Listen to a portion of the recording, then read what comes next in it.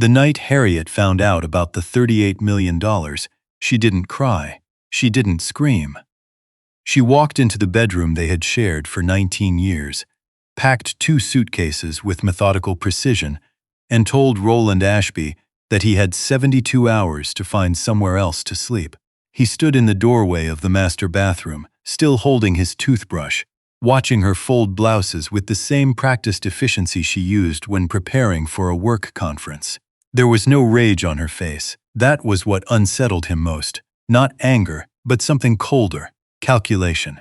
"Harriet," he said. "Don't." She didn't look up. "Can we just talk about this?"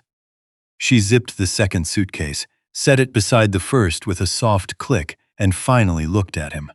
Her eyes were dry. 72 hours, Roland. I'd use them wisely. What she meant, though he wouldn't understand it until much later, was that she was already 3 moves ahead of him. She had been 3 moves ahead of him for a very long time. Roland Ashby was 44 years old and had spent most of his adult life being underestimated. He grew up in Macon, Georgia, the second of 3 sons born to a sheet metal worker and a school librarian. His older brother was the athlete. His younger brother was the charmer. Roland was the quiet one. The boy who read through dinner, who stayed after school not for detention but the library, who worked summers at a landscaping company and saved nearly every dollar because he had learned early that money was a language, and he intended to become fluent in it. By the time he was 30, he had built a small but steady property management company out of nothing. Not venture capital, not a family loan, just a $12,000 line of credit from a community bank in Savannah and a willingness to do the work that other people considered beneath them. He managed properties nobody else wanted, the kind of apartment complexes in transitional neighborhoods where the boiler broke twice a winter and the tenants paid in cash and sometimes late. He fixed things himself when he couldn't afford to hire someone. He kept meticulous records. He returned every call within 24 hours. By 35, he owned 6 units outright. By 40, he had a portfolio valued at just under $4 million, a reputation in 3 counties for being a man who did what he said he would, and a wife who had stopped seeing any of it. He had met Harriet Voss at a fundraiser for a local literacy nonprofit. One of those evenings full of people who wanted to be seen doing good. Harriet had actually done good. She was a public defender, 3rd year, still carrying the idealism of someone who believed the system could be nudged toward fairness if enough people pushed. She was sharp and funny, and wore a red dress that Roland would remember for the rest of his life. And when she looked at him during cocktail hour, really looked at him, like she was reading something, he felt, for the first time in a long time, like he might be worth reading. They were married 14 months later. For the first several years, it was good. Not perfect, no marriage is, but genuinely good in the way that matters. 2 people who showed up for each other, who built something together, who laughed easily and forgave quickly. Harriet made partner at her firm by 38. Roland's business expanded into commercial properties. They bought a house in Decatur with high ceilings and a garden that Harriet kept meaning to plant things in. They talked about children and decided twice and then didn't decide again. The distance didn't arrive all at once. It never does. It came in small increments. Late nights at the office that became later. Weekend trips to see clients that became longer. A quality of attention that slowly drained from their conversations until they were talking at each other instead of to each other. Roland noticed. He told himself it was a phase, a consequence of 2 ambitious people navigating demanding careers, something that would correct itself once things settled down. Things never quite settled down. What Roland did not know, could not have known, because Harriet was extraordinarily careful, was that the distance had a specific gravitational center. His name was Preston Beauchamp, and he was a litigator at a firm 3 blocks from Harriet's office, divorced, with the kind of easy confidence that comes from never having had to struggle for anything. They had been seeing each other for nearly 2 years before the money changed everything. Harriet's father, George Voss, died on a Tuesday in late October. He was 71, and his death was not unexpected. Pancreatic cancer, 4 months from diagnosis to end, but grief does not become smaller because it is anticipated. Harriet had been her father's only child, and whatever complications had existed in their relationship over the years, she had sat with him in the hospital during those final weeks, holding his hand, reading to him from the John Grisham novels he loved, being present in a way that Roland had genuinely admired. George Voss had been, to all outward appearances, a retired high school principal, with a modest pension and a house in Savannah that he'd owned for 40 years. He drove a 2009 Buick. He wore the same 3 blazers in rotation. He complained about restaurant prices and brought his own coffee in a thermos to morning church. He was also, it turned out, the primary beneficiary of a trust established by his own father, a man who had made a quiet fortune in industrial real estate in the 1960s and 70s, who had distrusted banks and lawyers in equal measure, and who had structured his estate in such a way that the assets had compounded in near silence for decades, managed by a single trust officer at a small private firm in Charleston, disbursed in small increments to avoid attention. The trust, upon George Voss's death, passed entirely to Harriet, $38 million. Roland learned this from the estate attorney at the same meeting where Harriet learned it. He watched her face in that conference room, the carefully controlled surprise, the hands folded in her lap, the single slow breath. And he thought, she handles shock with such grace. He didn't yet understand that what he was watching was not shock.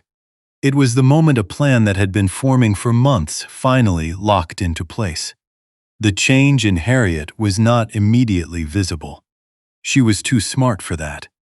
For the first 3 weeks after the trust transferred, she was warmer than she had been in years. She suggested dinner at the kind of restaurant they used to go to when they were first married. She asked Roland questions about his business with what seemed like genuine interest. She touched his arm when she laughed. Roland, who had been lonely inside his own marriage for a very long time, felt something cautious and hopeful stir in him. He told his oldest friend, a man named Curtis Beaumont, who had known him since 7th grade, that things felt different. Better. Curtis was quiet for a moment. Different how? Like she's actually present again. Like she's back. Curtis, who had an instinct for people that Roland had always quietly envied, said, "Be careful with hope, Roland. Make sure you know what you're hoping for." Roland thought he was being pessimistic. He wasn't. 6 weeks after the trust transferred, Harriet told him she wanted to sell the Decatur house. She had found something she liked better, a property in Buckhead, something with a gate and more privacy, somewhere she could start fresh. She used that phrase with such lightness, as if starting fresh were simply a lifestyle choice and not a demolition. Start fresh from what? Roland asked. She looked at him steadily. I think we both know this marriage has been over for a long time. He felt the floor shift slightly, the way it does in a building with a structural problem you've been ignoring. That's not. I don't know that. I don't think it's over. I do. She set down her glass. I've spoken with an attorney. I want to proceed with separation. The house is jointly titled, so we'll need to work through that, but everything I've inherited is separate property. You understand that? He did understand it, legally. Inheritance, in Georgia, was separate property in a divorce unless it had been commingled with marital assets. Harriet had been careful not to commingle. Is there someone else? He asked, because he needed to know. She didn't answer immediately, which was itself an answer. This isn't about anyone else. It's about me choosing a different life. Roland sat with that for a long time after she left the room. He was not a man who cried easily, but that night, alone in the kitchen with a glass of bourbon he barely touched, he felt something crack open in his chest. Not dramatically, not like something in a movie, but quietly, the way old wood gives way. He had given this woman 19 years. He had driven her to the hospital at 3 in the morning when her appendix ruptured. He had been at every professional event, every difficult family dinner, every long stretch of her father's illness. He had been present, consistently, faithfully. Faithfully, in all the small ways that don't make for good stories, but are the actual substance of a life shared. And she was choosing a gate and more privacy and a different life. He thought about Curtis's words, "Make sure you know what you're hoping for." He picked up his phone, not to call anyone, just to hold something solid. And then, almost without deciding to, he opened the file he kept in his secure cloud storage, the one he had never expected to need, the one that had been sitting there for 3 years, gathering digital dust. He read through it slowly. Then he called his attorney. Here is what Harriet did not know about the years before her father's trust. 4 years earlier, when Harriet's law firm had experienced a sudden liquidity crisis, a situation that arose from a complex malpractice settlement and an unexpectedly bad quarter, the firm had been on the verge of significant structural damage. Several partners had quietly begun exploring exit options. The stress had been enormous, and Harriet had come home one evening, looking like she hadn't slept in days, and she had told Roland, in a rare moment of unguarded vulnerability, that she was frightened they were going to lose everything they'd built. Roland had listened, and then he had made some calls. What followed was not simple or fast. Roland had spent the better part of 3 months working through a structure, using a holding company he controlled, routing funds through a series of legitimate transactions, effectively providing a financial bridge that stabilized Harriet's firm without the other partners knowing the source. He had done it because she was his wife, and because watching her carry that fear alone was something he couldn't do. He had documented everything, not because he suspected he'd need it.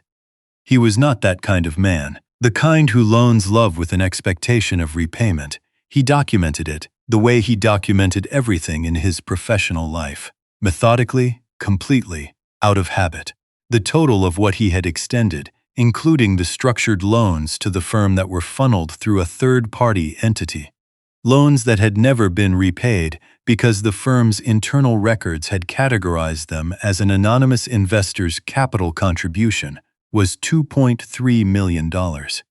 He had the promissory notes, he had the transfer records, he had the email chain in which Harriet, not knowing who the anonymous creditor was, had signed off on the firm's acknowledgement of the debt structure. She had signed her name to a document confirming that the firm, of which she was now, after several years of gains, the majority partner, owed Roland's holding company $2.3 million, with interest. She had no idea. The 72 hours she gave him came and went. Roland moved to a furnished apartment on the other side of Decatur and said nothing unusual. He was polite when Harriet texted about logistics. He agreed to the separation timeline. He did not mention the documents. His attorney, a woman named Dr. Vivienne Okafor, brilliant and unhurried, with the kind of courtroom patience that made opposing counsel nervous, advised him to wait. Let her feel like she's in control of the process, Vivienne said. People make their most revealing decisions when they believe they have all the leverage. Harriet believed she had all the leverage. Over the following 6 weeks, Roland watched from a careful distance as she behaved accordingly. She listed the Decatur house without consulting him on the price. She retained 3 attorneys, one for the divorce, one for estate matters, one for business consulting, and had them begin building a case that positioned Roland's property portfolio as having benefited, during the marriage, from her income and professional connections. It was a creative argument, not without some legal merit, and it was clearly designed to claw back as much of his business value as possible. She also, during this period, moved Preston Beauchamp into a rental property she had leased in Buckhead, a 3-bedroom with a view of the Chattahoochee. She had not announced this publicly. Roland found out through Curtis, who had seen them at a restaurant in Midtown. He felt the information like a dull blow, not sharp, because some part of him had already accepted the shape of the truth. but dull and heavy and slow to pass. He sat with it for one evening. He let himself feel everything he needed to feel. And then, the next morning, he called Vivian and said, "I think it's time." Georgia's equitable distribution law requires that courts consider all relevant circumstances in dividing marital assets, including the conduct of each party and any economic misconduct during the marriage. Vivian had built a clean, well-sourced case file, but it was the debt structure that was the centerpiece. The firm Harriet majority-owned had outstanding obligations to Roland's holding company. Legally documented, properly executed, signed by Harriet herself as a partner of record. Under Georgia law, those obligations did not disappear because Harriet and Roland were divorcing. They were debts of a business entity in which Harriet held the controlling interest. When Vivian filed the cross-complaint and presented the documentation to Harriet's legal team, there was a period of approximately 48 hours of silence. Roland imagined, though he wasn't present, the conversations happening in those offices, the opening of files, the rereading of documents Harriet had signed years ago without knowing who was on the other side of them. The call came from Harriet's lead attorney, a man named Jeffrey Strand, who had the voice of someone accustomed to projecting authority and was having difficulty doing so at this particular moment. "My client would like to discuss a resolution," he said. Vivian, who had been expecting this, allowed a brief pause. "We're open to that conversation. She'd like to understand the full scope of what we're looking at." "The full scope," Vivian said pleasantly, "is that your client's firm has an outstanding debt obligation to my client's holding company that, with accrued interest and the terms of the original note, currently stands at approximately $3.1 million. Additionally, we intend to argue that your client's use of marital funds and assets for the undisclosed benefit of a third party during the marriage constitutes economic misconduct under Georgia statute, which the court may consider when determining equitable distribution. We also have documentation of asset transfers your client made in the 6 weeks following the inheritance that were designed to insulate those funds from marital claims, which, given the timing, we believe a court would find highly instructive." Another pause, longer this time. "I'll need to confer with my client." "Of course," Vivian said. "Take your time." Roland did not feel triumphant when Harriet agreed to settle. He had half expected to feel something sharp and clean, the satisfaction of a ledger finally balanced. Instead, he felt tired and sad and very clear about what had actually been lost. Not the money, not the house or the equity or the years of documented transactions. What had been lost was the version of his life where none of this had been necessary. He was human enough to grieve that, even as he signed the papers. The settlement gave him what Vivian had negotiated.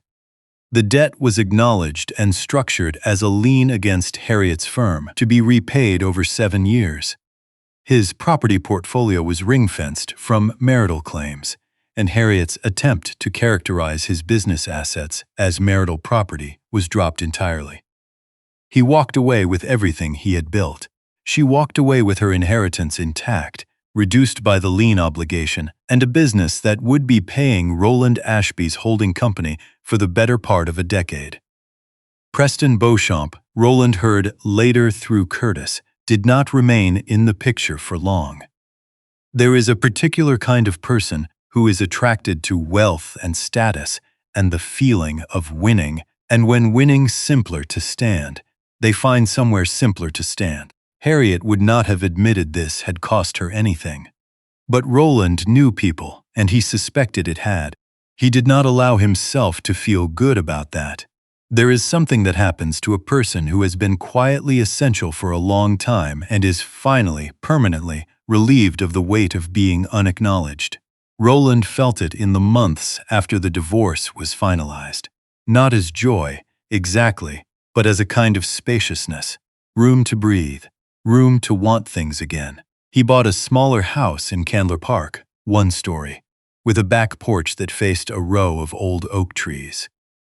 He repainted it himself over 2 weekends, something he hadn't done since his early 20s, and the physical work of it, roller on plasters, the smell of fresh paint, choosing colors without consulting anyone, felt like reclaiming something he hadn't known he'd surrendered. He started having dinner with Curtis more regularly. He read more. He took a long weekend in Savannah, walking the squares at his own pace, eating shrimp and grits at a place with mismatched furniture, sitting on the waterfront until the light went gold. It was in Savannah that he met Josephine. She was there for a work conference. She managed public health programs for a nonprofit that operated across 3 southeastern states, and she had stopped at the same waterfront bench he was sitting on, apologized for the intrusion, and asked whether the heron standing in the shallows 20 feet away was there often. "I have no idea," Roland said. "I'm just visiting." "Me too." She sat down on the other end of the bench and looked at the heron. "It's very confident for a bird. Most of the ones I've met are." She laughed, and it was the laugh of someone who wasn't performing, easy and unguarded, over before it was supposed to be done. He noticed it the way you notice something you've been missing without knowing you missed it. They talked for an hour. He did not try to extend the conversation beyond what it was. He did not mention his divorce or his business, or the previous year's events, because none of that was relevant to a stranger and a heron and a good evening in Savannah. When she stood to leave for a conference dinner, they exchanged numbers with the low-key practicality of 2 adults who recognized something worth not squandering and agreed to have coffee the following morning if schedules permitted. Schedules permitted. He would tell her everything eventually, not as confession, not as drama, but simply because she was the kind of person who asked real questions and listened to the real answers. So they had 3 long dinners before he talked about Harriet. He told it without embellishment. "Here is what happened. Here is how I responded. Here is how it ended." He included the part where he cried alone in his kitchen over a glass of bourbon he didn't drink, because it was true and because he didn't believe in presenting himself as harder than he was. Josephine listened without interrupting.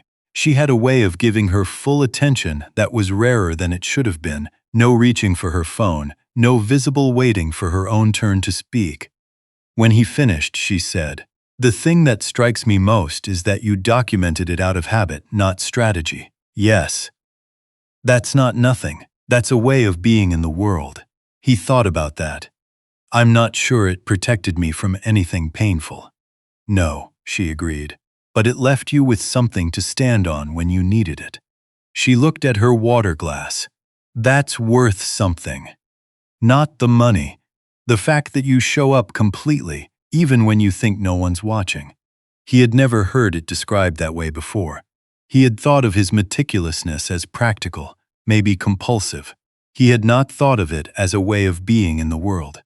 The phrase sat with him for weeks. Psychological literature describes a pattern in certain types of individuals, those who exhibit high-functioning narcissism alongside what researchers call opportunistic attachment, where relationships are evaluated primarily in terms of resource access rather than genuine connection. When the resource balance shifts, the attachment reconfigures accordingly. Harriet was not a villain in the simple sense of the word. She was a person whose relationship to other people had been shaped by experiences she had never fully examined. A father who provided materially but withheld warmth. A professional culture that rewarded strategy over sincerity, years of practicing a kind of chess-playing intelligence that eventually stopped distinguishing between the courtroom and the kitchen. Roland had not been a victim in the simple sense either. He had made choices to stay, to extend financial support without disclosure, to absorb distance rather than name it, that were rooted in his own unexamined patterns.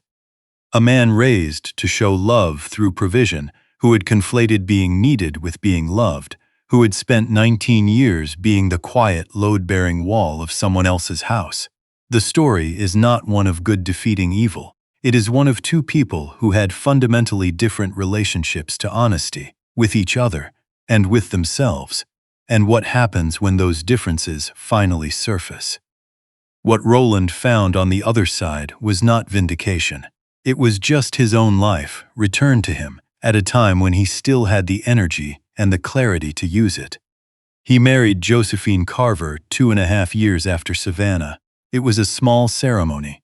40 people, an outdoor venue in Athens, Josephine's mother crying in the front row with a contentment so full it was almost unbearable to look at directly. Curtis was best man and gave a toast that was somehow both embarrassing and exactly right. Roland's younger brother flew in from Seattle and cried, which Roland had not expected, and which made him cry, which was the most undignified and freeing thing that had happened to him in years. Josephine wore a dress the color of celadon, and when she walked toward him she was already smiling, the kind of smile that doesn't require an audience. Roland stood at the end of the aisle and felt, with no ambivalence, no protective distance, no waiting for the other shoe to drop. This is what it was supposed to feel like. Not because it was perfect, not because he had arrived at some earned peace after suffering, but because the woman walking toward him looked at him the way someone looks at a person, not a resource, with curiosity and acceptance and a bone-deep willingness to keep showing up. He had not thought, at 44, that he would get to have this.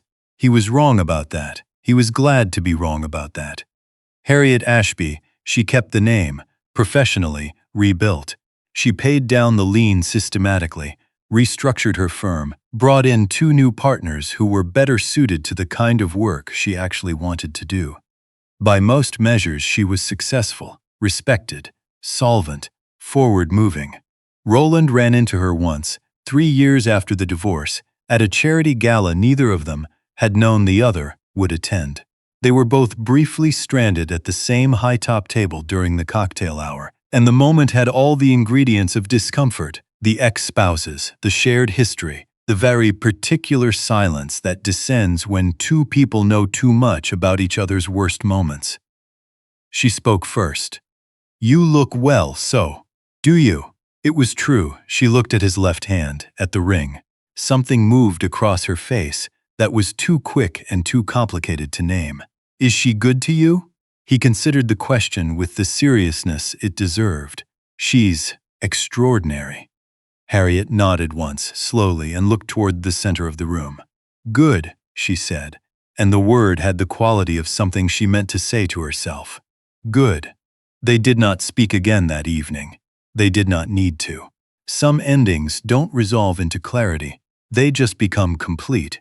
Not neat, not narrative, but whole in the way that actual things are whole, with all their imperfection intact, nothing erased, nothing gilded. Just there, and done, and survivable. Roland Ashby was 47 years old, married to someone who loved him without calculation, running a business he had built with his own hands, and sitting at a charity gala in Decatur, Georgia, watching a string quartet tune their instruments in the corner. He picked up his water glass. The music started. He listened.